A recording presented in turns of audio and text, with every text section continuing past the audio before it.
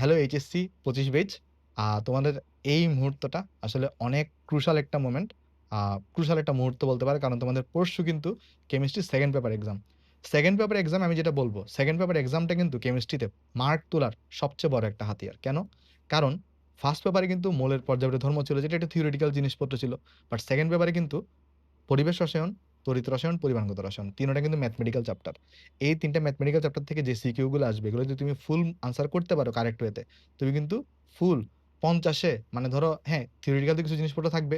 ৫০ এ কিন্তু এখানে easily ৪৫ plus তুমি তুলতে পারবা মার্ক। আর এমসিকিউ তো আছেই। আর অর্গানিকে যেটা আছে, অ্যারোমেটিক পার্টটা যদি তুমি সিকিউ আনসার করো, অ্যারোমেটিকে তোমার ধরো ওই যে আ অর্থ-প্যারা নির্দেশক বা রেজোন্যান্স স্ট্রাকচার এরকম থেকে কোয়েশ্চেন আসবে।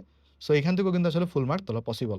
সো যেটা বলব সেটা হচ্ছে কেমিস্ট্রি ফার্স্ট পেপার পরীক্ষা তোমার যাই হোক, মার্ক যদি কমও আসে, একদমই টেনশন নেওয়ার কোনো কারণ নাই। কারণ হচ্ছে 2nd পেপার এক্সাম দিয়ে তুমি কিন্তু 2nd পেপার এক্সামে কিন্তু মার্ক সবচেয়ে বেশি তোলা যায় ফার্স্ট পেপার থেকেও।